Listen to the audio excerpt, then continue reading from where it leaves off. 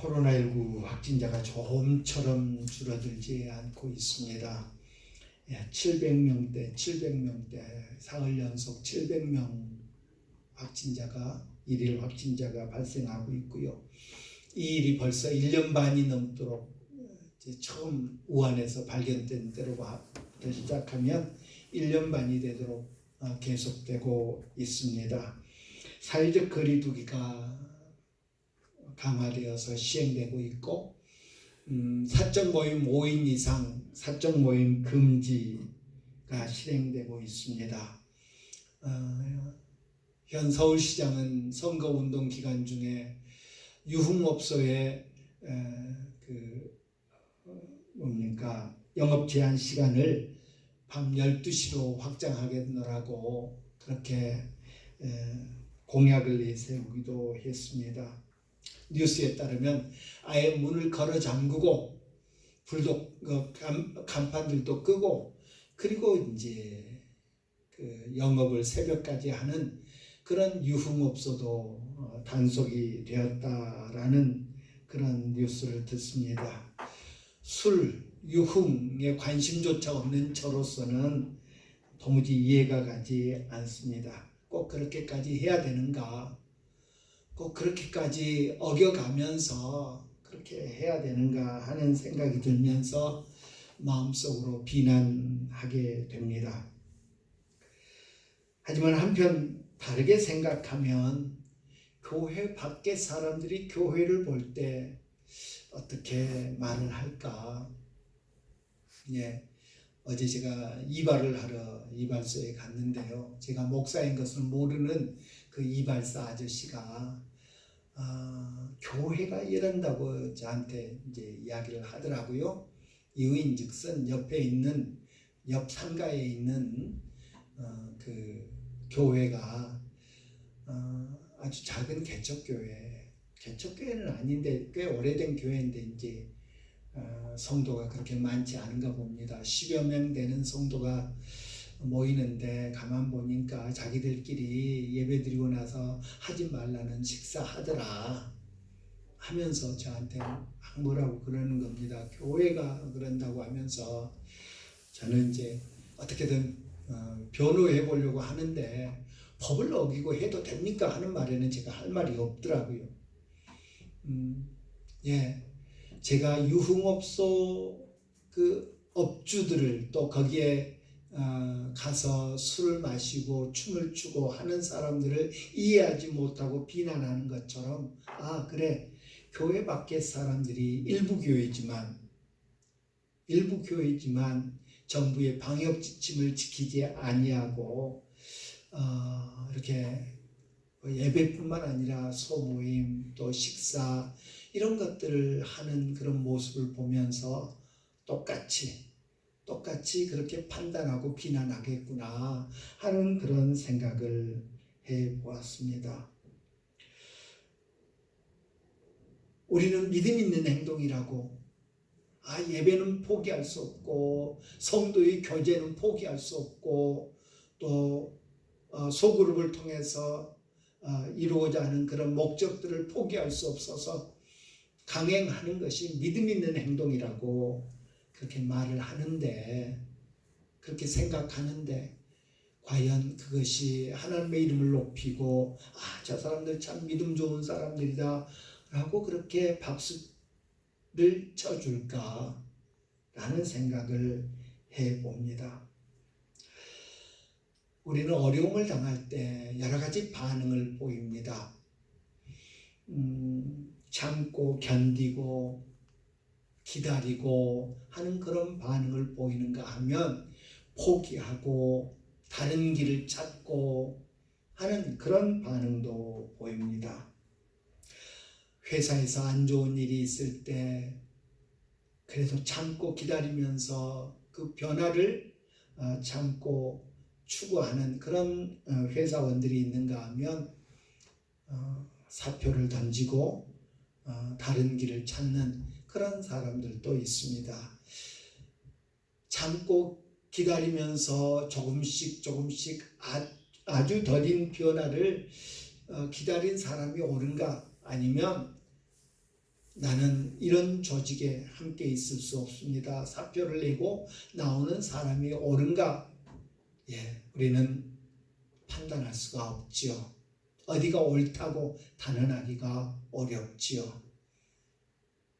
최근에 제가 이 설교 준비를 하면서 인터넷에 찾아봤는데 감쪽같이 사라졌습니다마는 한때 우리 젊은 사람들 사이에서 공감을 불러일으키면서 많이 읽었던 글이 있습니다.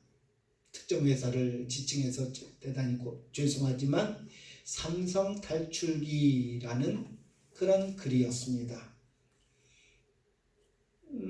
남들이 부러워하는 대기업 중에 대기업인 그 회사에 취업한 사람이 그 회사만의 독특한 조직 문화, 또 과도한 업무 등에 견디다 못해서 그 회사를 퇴직을 결심하고 실행하는 과정을 글로 옮긴 것입니다. 많은 사람들이 공감을 했지요.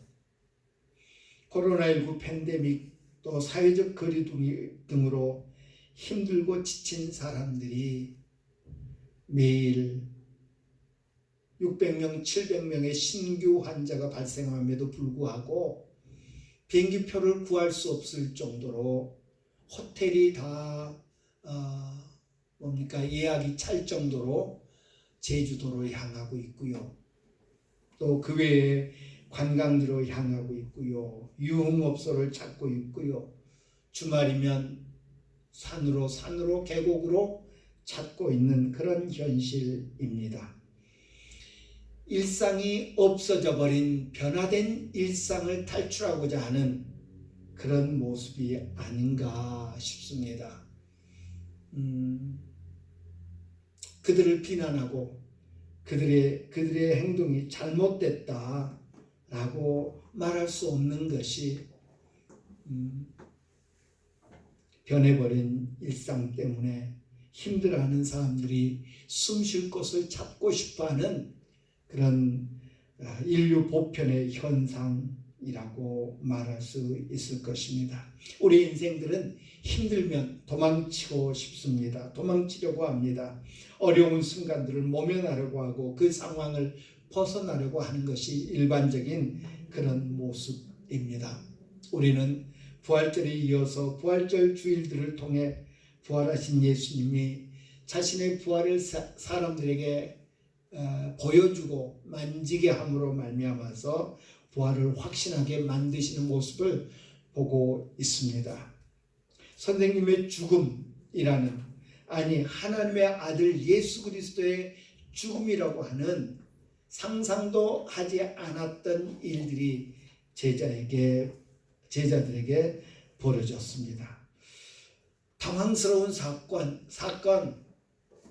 또 어찌할 바를 모르는 그런 상황 속에서 제자들은 예수의 부활을 경험하게 됩니다. 우리 흔히 No cross, no crown이라고 하는 그런 말을 많이 하죠. 십자가 없이는 멸관도 없다. 십자가 없이는 영광도 없다라는 말이죠. 예수님의 부활은 죽음과 직결되어 있습니다. 죽음이 없이 부활이 있을 수 없고요. 부활이 없이 죽음은 의미를 상실하게 됩니다. 예수님의 부활과 죽음은 밀접한 관계가 있더라 하는 것입니다. 그래서 예수님의 부활을 의미 있게 만들기 위해서는 예수님의 십자가의 죽음의 의미를 우리는 깊이 알아야 한다는 사실입니다. 우리는 시편 23편을 즐겨 읽고 외우고 묵상합니다. 시편 23편에서 다윗은 친히 목동이었던 목동의 삶을 경험했던 다윗은 여호와는 나의 목자시다 라고 고백하면서 하나님과 자신의 관계를 정의하고 있는 것을 볼 수 있습니다. 오늘 요한복음을 통해서 요한 사도 역시 예수님과 우리의 관계, 예수님을 따르는 사람과 예수님의 관계를 정의하면서 예수님은 선한 목자시다, 우리는 그의 양이다 라고 그렇게 말씀하고 있는 것을 봅니다. 요한의 기록에 의하면 예수님은 양을 치는 사람에 대해 말씀하시면서 두 부류가 있다, 양을 돌보는 두 부류가 있다 라고 말씀하십니다. 하나는 선한 목자요, 하나는 사꾼이다 라고 말합니다. 우리 그동안 사꾼 목자라는 말을 참 많이 해왔습니다. 많이 들어왔습니다. 성경에 어디도 사꾼 목자라는 말은 없습니다. 그냥 사꾼입니다. 사꾼의 특징에 대해서 오늘 본문은 말합니다. 사꾼은 목자가 아니다 라고 예수님은 단정적으로 말씀하고 있는 것을 봅니다. 사꾼은 목자가 아니다, 양도 그의 양이 아니다 라고 그렇게 말씀하고 있는 것을 봅니다. 이 사꾼이란 말은 성경에 3번 나옵니다. 레위기서 25장 53절, 그리고 오늘 우리가 읽은 요한복음 10장 12절과 13절 3번 나옵니다. 그 모두 그냥 품삯을 받은 사람이라는 의미입니다. 사꾼은 목자가 아니요 라고 했습니다. 그 12절을 쉬운 성경은 품삯을 받고 양을 돌보는 사람은 사실 목자가 아니며 라고 번역하는 것을 봅니다. 양을 치는 두 무리가 있는데 선한 목자와 사꾼, 품삯을 받고 양을 돌보는 사람이 있을 뿐이다 라는 것입니다. 영어 성경에 보면 이 사꾼을 번역하기를 고용된 손, 직역을 하면 고용된 손이라는 그런 표현을 했습니다. 오늘 본문에서 사꾼의 특징은 목자가 아니라고 말하고 있습니다. 목자가 아니라는 것은 양을 잘 모른다는 것입니다. 부모는 아이를 압니다. 부모는 우리 아기가 울 때 왜 우는지를 금방 알아차립니다. 배고플 때는 제가 저렇게 울더라. 쟤 지금 기저귀 갈 때가 됐는데 안 갈아주니까 우는구나. 지금 졸려서 칭얼대면서 우는구나. 안아달라고 우는구나. 아이가 울 때 똑같은 우는 모습인데 그것을 통해서 아이의 필요를 파악합니다. 압니다. 목자 역시 그렇습니다. 그러나 사꾼은 목자가 아니기 때문에 양에 대해서 모릅니다. 양이 지금 어떤 필요가 있는지, 지금 물을 마셔야 될 때인지, 물을 마시고 싶어 하는지, 뭔가를 먹고 싶어 하는지, 쉬고 싶어 하는지 잘 모른다는 것입니다. 잘 모르기 때문에 양의 필요를 채우는데 몹시 둔감하게 됩니다.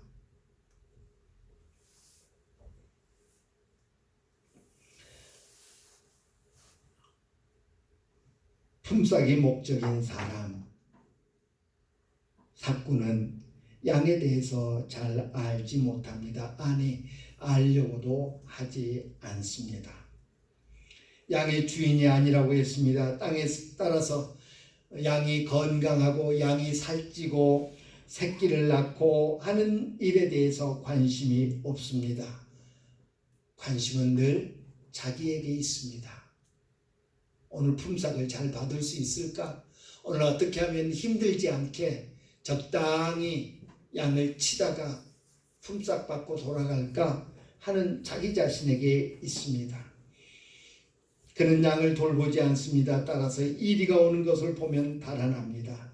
문제가 생기면 양을 보호하고 양의 생명을 지키는 대신 자신의 안위를 걱정하게 됩니다. 그래서 달아납니다.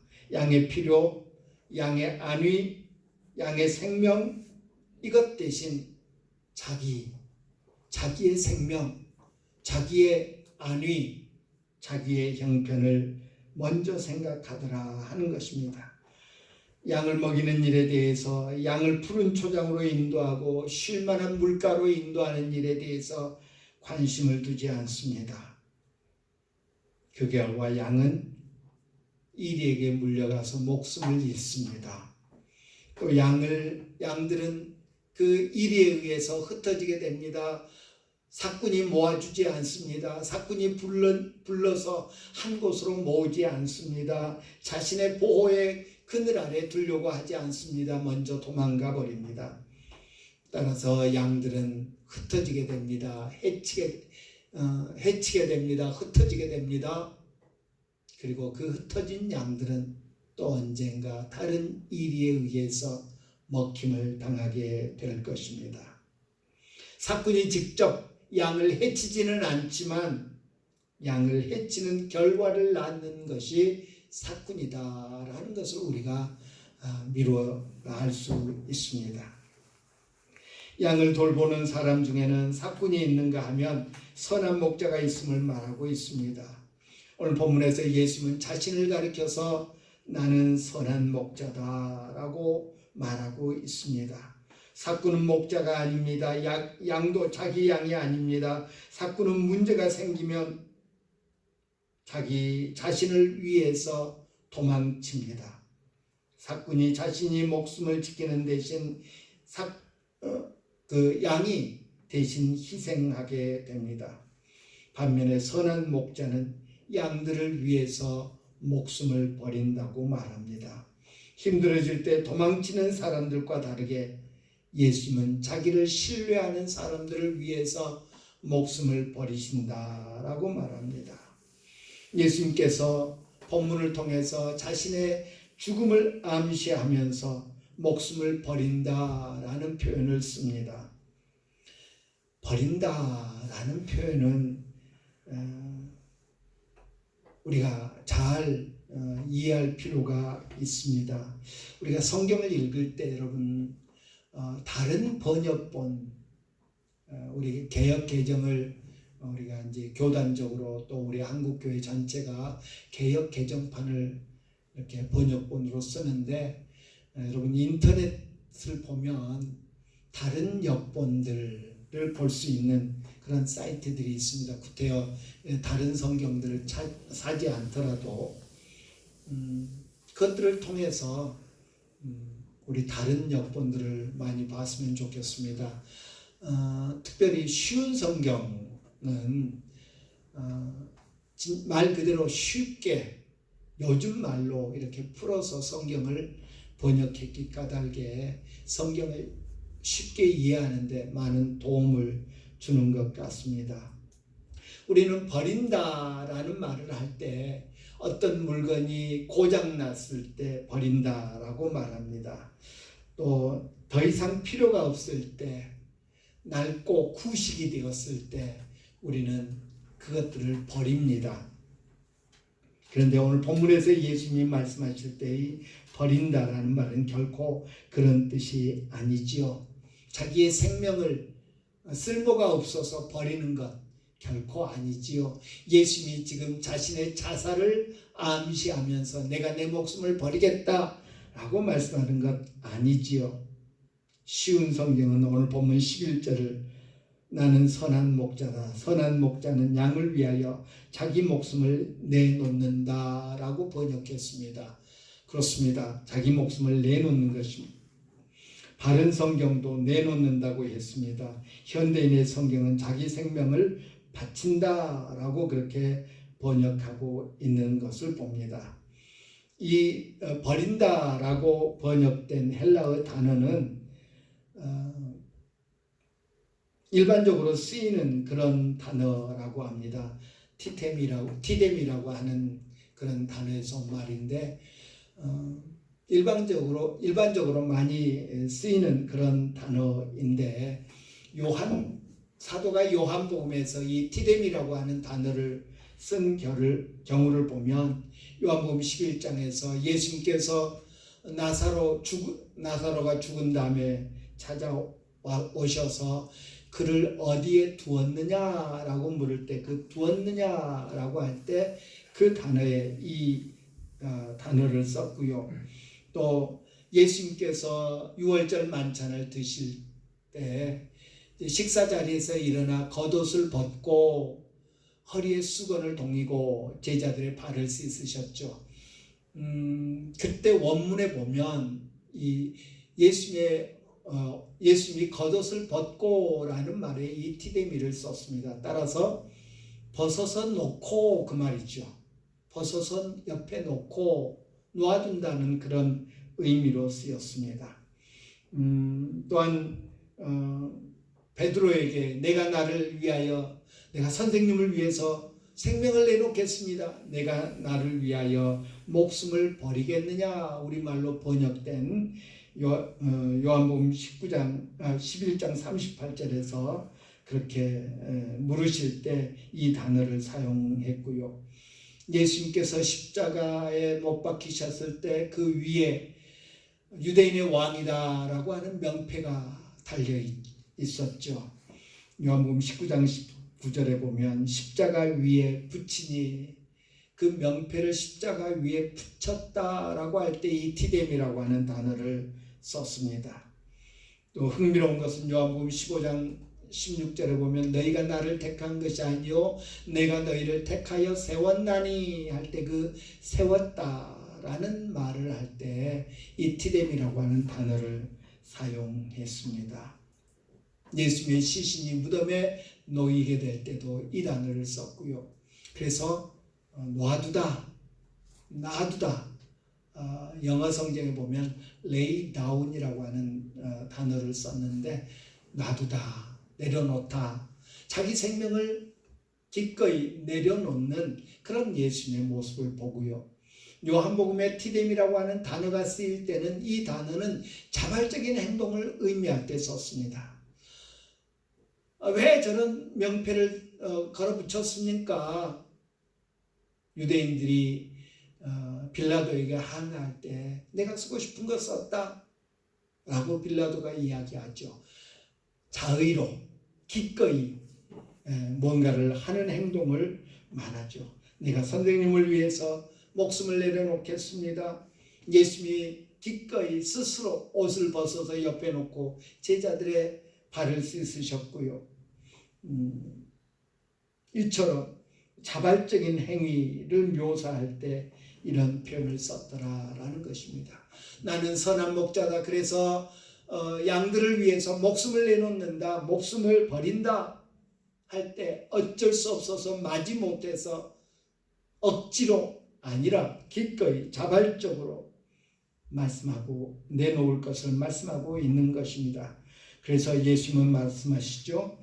18절에 보니까 아무도 내게서 목숨을 빼앗을 사람이 없고 다만 내 스스로 생명을 내놓는 것이다 라고 오늘 본문은 말하고 있습니다.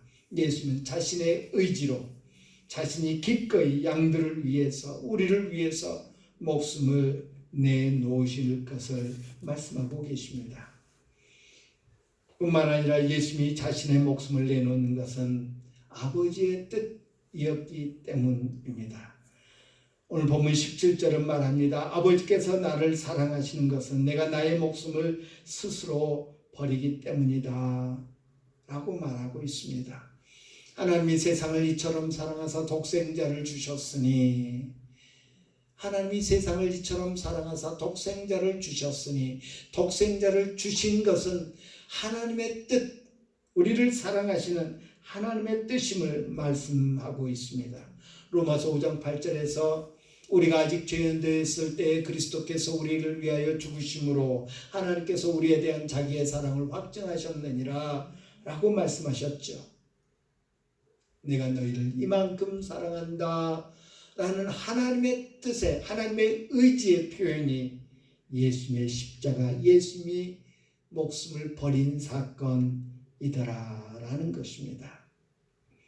또한 예수님의 십자가는 부활에 대한 확신의 표현이었습니다. 나는 목숨을 다시 내놓기 위하여 목숨을 버린다 17절에 말하고 있습니다. 나는 목숨을 내놓을 권세도 있고 그것을 다시 찾을 권세도 있다 18절에서 말씀하고 계시는 것을 봅니다. 히브리 기자는 히브리서 기자는 아브라함의 부활 신앙에 대해서 아브라함은 하나님께서 죽은 사람도 살려주신다는 것을 믿었습니다. 아브라함은 이삭을 죽은 사람들 가운데서 다시 받은 것입니다. 라고 히브리서 11장 19절에서 말씀하고 있는 것입니다. 누구보다도 예수님은 자기의 부활, 자기의 죽음이 끝이 아니라는 것을 명확하게 알고 계셨습니다. 내가 죽음으로써 모든 것이 끝난다라는 것을 끝나는 것이 아니라는 것을 알고 있었습니다. 그래서 여러 차례 예수님께서 제자들에게 순환 예고를 하실 때에 그는 항상 다시 살아날 것이다 라는 말씀을 덧붙이셨음을 우리는 복음서에서 발견하게 됩니다. 예수님을 믿는 우리 역시 성도의 죽음에는 생명의 부활이 포함되어 있다는 사실을 기억합시다. 예수님의 죽음에는 부활이 이미 포함되어 있었습니다. 우리 집사람하고 그 마트에 가면 집사람이 아주 좋아하는 게 있어요. 1+1. 그 1+1 있으면 살려고 안 했던 것도 사더라고요. 종종 보면 뭐 집사람 뿐이겠습니까? 다 그러죠. 괜히 돈 주고 사는데도 공짜인 것 같죠. 1+1은. 네, 예수님의 죽음에는 이미 부활이 딸려 있더라는 것이죠. 마찬가지로 우리의 죽음에도, 예수를 믿는 우리의 죽음에도 영원한 생명의 부활이 딸려 있는 줄 믿으시기를 바랍니다.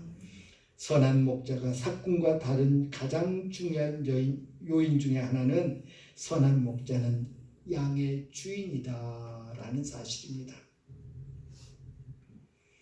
삭군은 자기가 돌보는 양에 대해서 잘 알지 못합니다. 따라서 세심한 배려, 세심한 돌봄을 제공할 수 없습니다. 하지만 목자는 양들을 잘 압니다. 새끼 때부터 보아와서 잘 압니다. 그래서 오늘 본문에서 말씀합니다. 나는 내 양을 알고 양도 나를 아는 것이 아버지께서 나를 아시고 내가 아버지를 아는 것 같다 라고 14절 15절에서 말씀하고 있습니다. 예수님은 자기 양의 모든 것을, 선한 목자는 모든 자기 양을 각각 그 이름으로 안다고 말씀하고 있습니다. 철저히 안다는 거죠. 쟤는 뭘 좋아해? 쟤는 잘 삐지는 애야. 쟤는 시샘이 많은 애야. 다 안다는 것입니다. 저도 그 개 한 마리를 키우고 있는데요.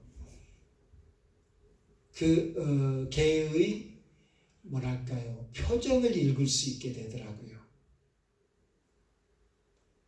때로는 삐지기도 합니다. 개도 뭐 먹는 것 가지고 놀리다가 안 주면 삐져요.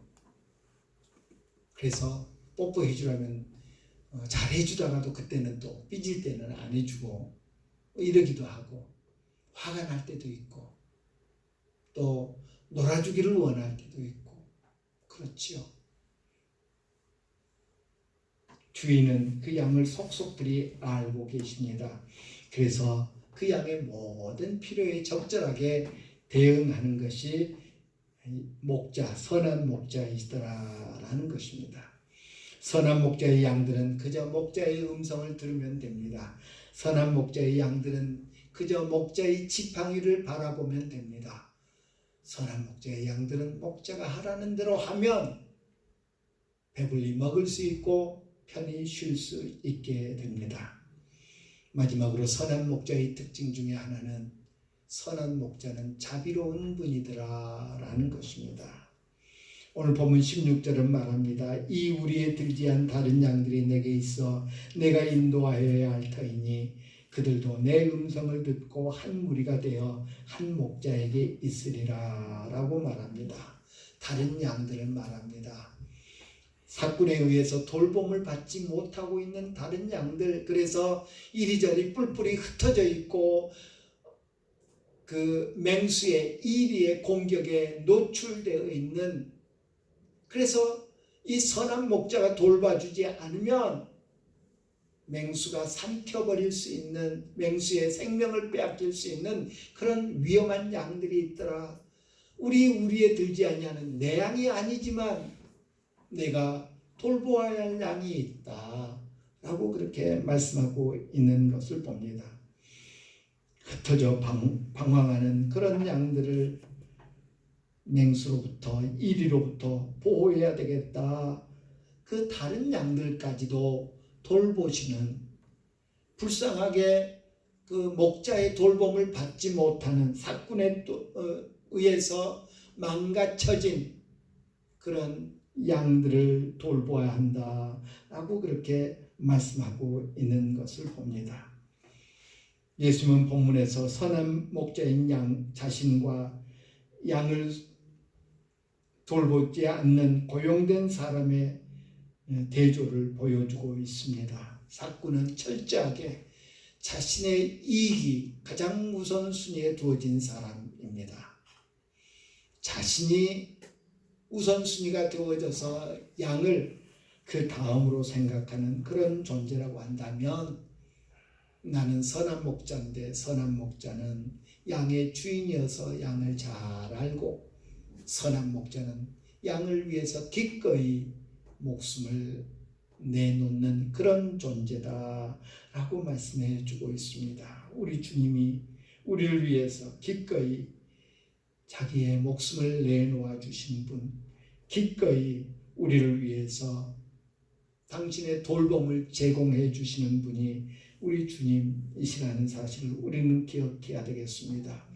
또한 우리 주님은 목숨을 내놓을 때 그냥 그것으로 끝내버리려고 하지 아니하시고, 우리 주님의 죽음에는 부활이 포함되어 있어서 부활을 말씀하고 계시는 것을 발견할 수 있습니다. 우리 또한 예수님이 누구신가를 바로 알아야 되겠습니다. 목자는 양을 압니다. 또한 선한 목자의 양들은 주인을 압니다. 주인을 아는 일에 힘써야 할 것입니다. 주인의 음성을 듣는 일에 힘써야 할 것입니다. 주인이 돌보지만, 주인이 도움을 제공하지만 그 돌봄을 받아들이지 않을 때 문제가 생깁니다. 이사야 선지자는 우리들을 향해서 말씀하시기를, 우리는 양 같아서 다 그릇 행하여 각기 제 길로 갔다 라고 말합니다. 하나님이 이스라엘의 선한 목자셨습니다. 그러나 이스라엘 백성들은 하나님의 음성을 듣기를 거절했습니다. 그 결과 그들은 각기 제 길로 가다가 이리 찢기고 저리 찢기고, 이리 포로되어 가고 저리 포로되어 가고 하는 그런 역사를 우리가 성경을 통해서 봅니다. 우리 주님이 선한 목자십니다. 우리는 그를 따르는 양이 되어야 할 것입니다. 그분을 알고 그분을 신뢰하며 그분의 음성을 듣고 그분의 뒤를 쫓는 우리 모두가 되어야 될 줄 믿습니다. 기도합니다. 자비로우신 나의 아버지,